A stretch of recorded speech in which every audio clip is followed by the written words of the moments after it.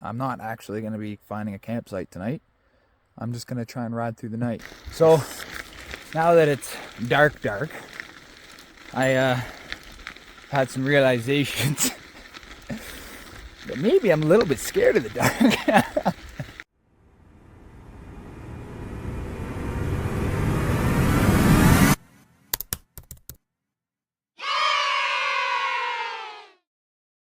All right, starting day 48. It's 8:50. Just about to leave. That was my spot, just up there. Last night, it was a bit of a thunderstorm last night, but I had not set up my footprint, so my tent didn't keep me up too much. There's some good cracks of thunder last night. It was kind of scary, but no, it was really good. It's cool.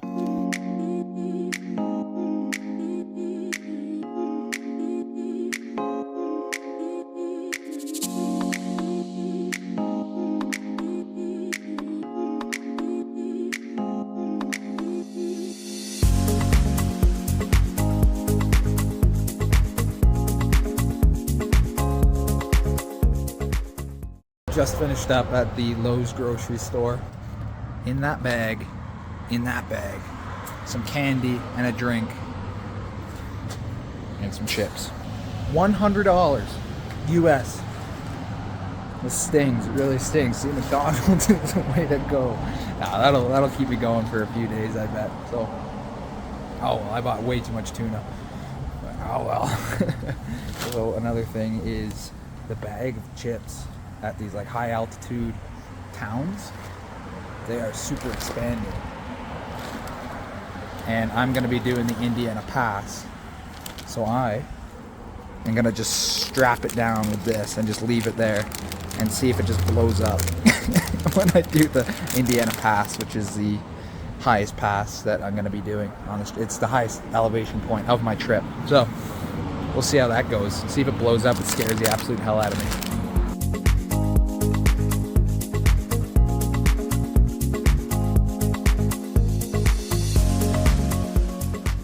Today, while heading into Del Norte, nature was calling. It was screaming. Nature was screaming. And so I headed to the gas station. Locked up my bike, and just as I was getting to the door, some nice lady opens the door for me, lets me go first. I get to the back of the lineup for the washroom. There was a lineup of maybe like 3 women. And then there was 2 washrooms, both co-ed, with 1 toilet in each. One of them was out of order. And then, while I'm sitting at the back of the line, the woman that held the door open for me comes in behind me. And so I'm like, she held the door for me. She could have just went in and she would have been next in line. I'll let her go first. I said, here, you go first. You held the door for me. She's like, oh no, it's okay. I'll wait. You go first. And I'm like, you don't want to do that. So I was like, no, you go, really, it's fine. You held the door. A little bit of back and forth ensued. Oh, you go. And then she finally said, okay, fine. I thought she got the hint. And so she stepped in front of me, and there's a bit of talk, and it turns out she knew one of the ladies in front of her. As the lineup got shorter, she was at the front of the line with her friend, and the last lady that was in the toilet came out. She turns to me and she says to her friend, we're gonna let this young gentleman go first. Like, oh great, now I'm gonna have 2 manslaughter charges on my shoulders. You know? So then I'm just like I tried my hardest for you, but now you're about to find out what 48 days straight of Nor's pasta does to a man's insides. Needless to say, on my way out, I turned into an Olympic speed walker. I was just over the door, thank you, see ya. And I was out the door. And I will never know if they made it out of that washroom. End of day 48. I only did 57 kilometers today. Just because I stopped in Del Norte and then restocked, did laundry, charged up everything. Because I'm not actually going to be finding a campsite tonight. I'm just going to try and ride through the night. Just to kind of push myself, really. I don't know why I'm doing it, but I kind of just want to see what this sack of flesh and bones can do. So we'll see how it goes. I mean, if I get If I get too cold, then I'll pull over and set up my tent or start a fire. I mean, what's the worst that can happen? The racers do it. I can do it. Yeah, so I'm fully stocked. I don't think I have too much to worry about. So, yeah, have a good night. Probably going to be better than mine. So, now that it's dark, I had some realizations that maybe I'm a little bit scared of the dark. No, when I came up with this plan, I thought lack of sleep, being physically exhausted as well as mentally tired, and being able to push through. But what I didn't think of was the little things on the side, like the abyss of darkness, like the cracks of branches and the glowing eyes that you see in the bushes. That's not what was on my mind when I thought of this. And yeah, I didn't think it would be as bad because, like, well, I've walked around my local conservation area before in the dark. That wasn't too bad. This feels different. I don't like it. Oh well, we're in her now. My balloon here is like ready to go. Holy. Alright, end of the day 48. I called it. It was starting to rain. That's my excuse anyway. I only did 67 kilometers today and 1,174 meters climbed. I'm very disappointed in myself, I'd say. Just with the wanting to go through the night, not doing it.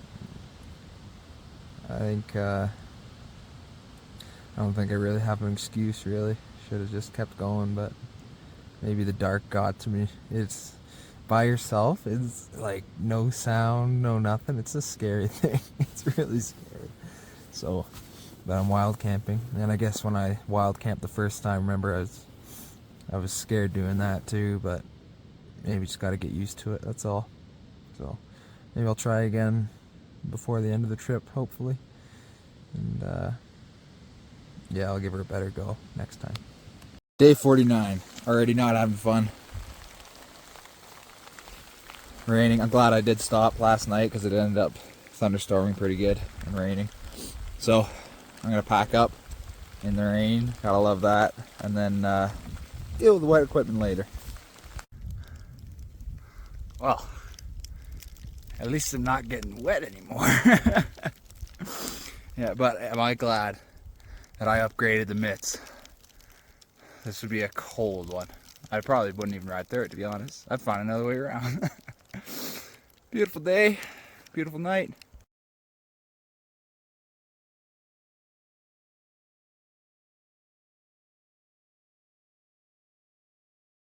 I don't know if I've mentioned peanut butter, not the food, but peanut butter mud.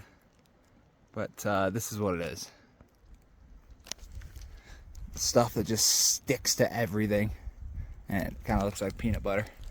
So that is very mild compared to what some people run into. Some people, like, you can't ride through, it'll gung up all your, like, it'll like stop your wheel from turning pretty much, and like walking through it'll just stick to the bottom of your foot. So mine, this isn't bad yet. I'm gonna say yet just so I don't jinx myself, but yeah, that's what peanut butter mud is, and it's awful. So I've heard. Okay, well, I put my phone down, took like 3 pedals, and it knocked my chain off my. So that's what it does. So, yeah, I'm about to have a terrible time. Fuck. This I said it was mild. Okay, well this is peanut butter mud. There.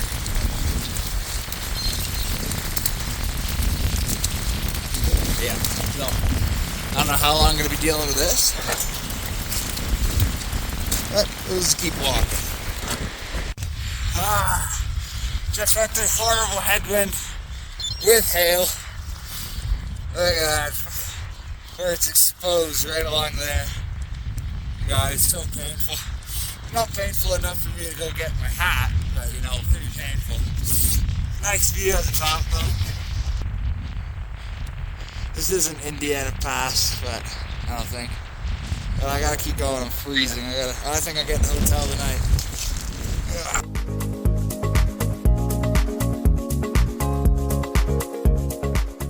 Bag of chips is it's holding on. That is a lot harder than it was when when I bought it.